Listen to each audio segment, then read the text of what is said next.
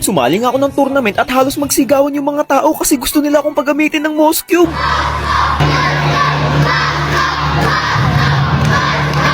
Kagabi kasi biglang may nag-aya sa akin ng tournament 5 versus 5 daw. Oras na, nakalabo ko na isa sa inyo eh. Di kasi boss, sinali ka kasi namin sa tournament eh. Bukas na kasi gaganapin yan eh. Nilista ka na namin sa barangay namin eh. Baka pwede ka na maglaro. Dapat nagsasabi kayo pag isasali niyo ako sa tournament. Tsaka hindi naman tayo magkakakilala eh. Wala boss, kasi nakalista ka na. Hindi kami makakalaro pag di ka naglaro boss. Oh, tapos parang pinaparating nyo, pampakompleto na ako sa team nyo. Alam nyo, nag-1v1 yung ano ko ngayon, tapos sayayain nyo ng tournament. Paano yan? Pagbigyan mo lang may boss. Oo, ngayon lang naman kasi boss eh. Wala na eh. Wala na kaming isa eh. Ikaw na lang yung hinahanap namin, tsaka ikaw yung nakilala namin dito eh. Tournament pa ng 5v5. Paano yan? Pag nakilala nila ako, di baban pa nila yung Mouse Cube. Eh wala na, ibang gagamitin. Ano bang role ko sa inyo? Pagkukuren ka na lang namin, boss. Oo boss, para hindi ka makilala boss. Yun na lang sana.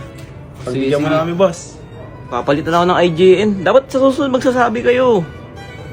Nung oras na rin, oh. Sige, sige. Guys, bad trip naman. Naisabit pa ako sa tourna. Mapipilitan tuloy ako magpalit ngayon ng IGN. Kasi pag check pa rin yung ginamit ko, guys, matik ibaba nila yung Mouse Cube ko kasi alimaw ako gumamit nun eh. Palit tayo IGN, guys. Ano kaya magandang ano? Meron na ako naisip, guys. Ito eh. Si Bat. Yan, si Bat. Kumbaga, guys, yung si Shake, tapos yung Bat, si Bat. Pag Shake plus si Bat. Yung naisip ko, guys. Sa tingin nyo, okay lang kaya yan? Parang hindi ako masyadong mahalata bukas. Si Bat. Makangas, guys, no? Nakakainis kasi. Gagalingan ko na lang. Bali guys, dito nga pala yung ginanap sa San Francisco General Trias, Cavite. Nakakatuwa kasi sobrang babait ng mga SK dito, inasikaso kami. Napakarami ding sumali sa Mobile Legends tournaments na ito, halos umabot ng 32 teams. Tingnan nyo naman guys, ganyang karami yung sasagupain namin. Sa tingin nyo, tatagos kaya kami? Dito kami pinaupo sa unang table at kung makikita nyo yung mga mukha na yan, yan yung magiging kakampi ko mamaya kapag nagralo na. First time ko nga pala sumali sa ganito kalaking tournaments guys, tapos ang laki ng premyo, pakinggan nyo. 1,000 pesos cash. For our first place, you will receive trophy, medals, and 5,000 pesos cash. For our second place, you will receive a trophy. Napakaraming nakakakilala sa akin ditong bata, labis akong natutuwa. Magmo-Mouse Cube sana ako dito guys kasi gustong gusto nila akong paggamitin nito. Dadalawang isip ako sa pagkakataong ito guys kung magmo-Mouse Cube ba ako kasi malaki yung chance ang manalo. Pero nakinig na lang ako sa sinabi ng aking mga kakampi kasi hindi naman namin napag-usapan na magmo-Mouse Cube ako guys eh. Kumbaga parang ako talaga yung core user dito sa aming team. Tsaka ibang iba yung laruan kapag ganitong tournaments kahit pa top global ka, kung yung mga kalaban nyo naman ang mga hero ay nasa meta, naku luging-lugi talaga. Saksamaang palad, natalo nga pala kami dito sa unang first game namin, sobrang nakakapanlumo. Nice game pa rin sa mga nakalaban namin, sobrang lalakas ninyo. Salamat nga pala sa mga SK chairman ng Barangay San Francisco. Sana tuloy-tuloy pa ang magagandang proyekto ninyo. Pinagsabihan ko yung mga dumayo na to kasi 10 oras na ng gabi. Eh anong oras na eh? Baka hinahanap na kayo sa inyo. Kahit isang game lang, idol. Paparanas ko lang ang lakas ko sa'yo. 2,500 na kapag natalo pa ako sa laban na to. Plus, bibigyan ko pa ng skin. Ako si Aljur. Papatunayan ko hindi ako basta-basta kalaban. Ginamitan niya ako dito ng Leslie at aminado akong hirap na hirap ako ng Ellery. Nasanay na kasi ako maging agresibo kahit nasa loob ng tore, pinapasok ko. Heto talaga yung ayaw na ayaw kong kalaban eh. Napakadaya kasi ng kanyang ulti. Mabi-first blood niya ako dyan tapos tingnan niyo yung sasabihin niya. Tumawa lang ako kumbaga para hindi mahalatang ako'y na-insulto. Sa pangalawang sabayan namin, pinilit ko na namang makipagpalagan. Kahit pinindot ko na yung inspired ko, parang hindi siya nababawasan. Yan ang mahirap kay Leslie, kaya kang bigyan ng tutukan. Pero nagawa ko pa rin siyang palakpakan. Sa sobrang panghihinayang, pati mga darili ko rinig ang tunugan. 0-2 na yung score namin, pakiramdam ko sa puntong ito, parang alanganin. Ginamitan ko na siya ng tamang strategy, yung palagi kong ginagawa, yung pinapatagos ko sa minions. Tsaka ako didikitan kapag malapit na siyang mabigyan. Kita nyo yung magiging reaction niya dyan, para bang kinabahan. Siguro sa isip-isip niya, naku po, eto na, nag-uumpisa na ang pagbawi ng bida. Pinang-checkbush niya yung ulti niya sa part na to, kaya wala akong naging no choice kundi makipagsabayang muli. Patagos ng sibat sa mga minions ang aking isinukli.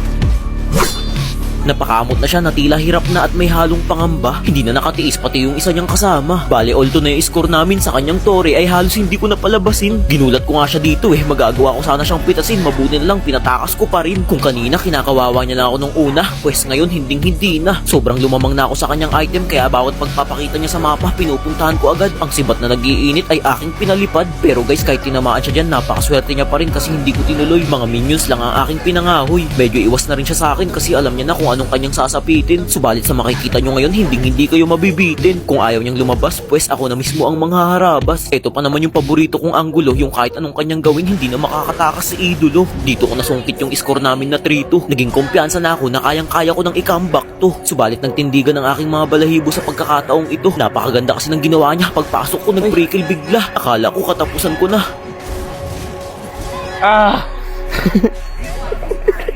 Pasensya na kung ako'y napatawa. Hindi yun maiiwasan lalo na pag maangas ang aking pinakita. Sa puntong ito, pinapakiramdaman ko kung bakit hindi siya lumalabas. Ang ginawa ko, nilinis ko muna lahat ng mga minions tsaka ako sinipat sa bandang botline. Alam kong magde-dep yan dyan kaya paniguradong mayroon siyang kalalagyan.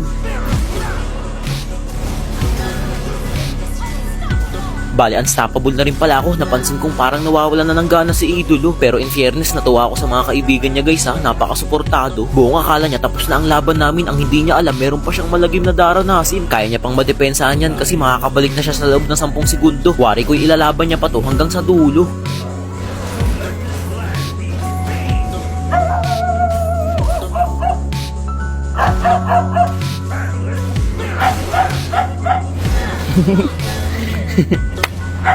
At ayun na nga guys, hanggang ngayon wala pa rin nakakatalo sa akin. Bali ang standing ko 137 wins, 0 losses. Baka Jake yan.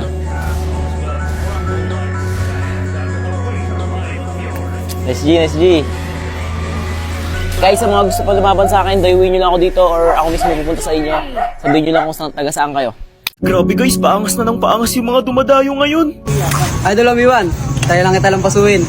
Ano, MM to MM lang Sige, palag. Kalaban ko ngayon, dumayo pa galing sa Sangauli boss. Bakasyon lang ako dito pero taga-Runggan ako. Paiyakin lang kita. Gumamit siya ng Mia at nagpang-abot agad kami nung una. Nakipagsabayan naman ako, akala ko kasi ang gagawin niya lang ay tatakbo. Pero bigla na lang nanlaki ang aking mga mata sa likuran ko kasi meron nang pumapana. Hindi pwedeng di ako makabawi sa kanya kaya nakipagsabayan ako muli. Sobrang patas ng aming laban kasi parang alam na niya ang aking galawan. Hindi siya basta-basta na pwede lang pagtiyagaan.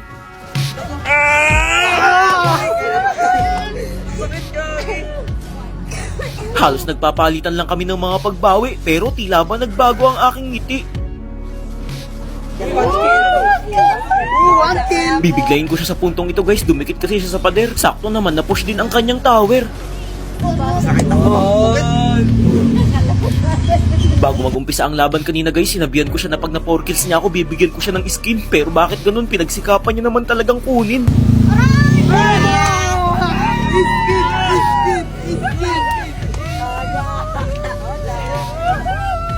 Tuwang-tuwa na agad siya porke nakakuha ng skin. Pero ang tanong, kaya niya ba akong talunin? Wala siyang kamalay-malay sa part na to na naka-winchalant na ako.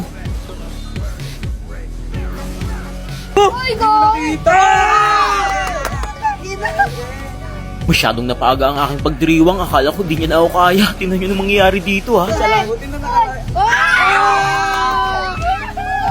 Sa pagkakataong ito, halos magiyawan na lahat ng manonood kasi alam nila kapag may nagkamali dito, may mananalo na.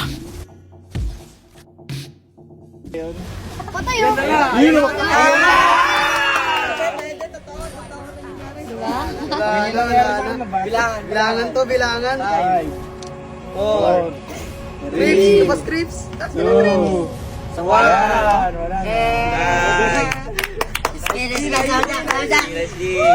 Sayang. Pero dahil na 4 kills niya ako guys, bibigyan ko sa kanya. May dayas. Bigyan ko siya ng skin niya Angela. Uy, pala mo, sayang. Hindi pa ginagamit. Ito lang anong skin ba? Lancelot talaga. Hirap pa nanapin ang pangalan mo. Diba? Kaya na lang. Ayun. Ayan na. Okay? Nagis kita. Let's go. Parang si Pagad yan. Meron pa. Confirm. Next. Gift? Okay.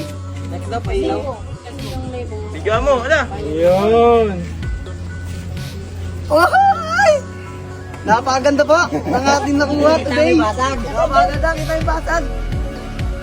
Sayang, hindi tayo nanalo eh. Kung pinalad. Bansi. Okay na yan. Thank you. Thank you, bro.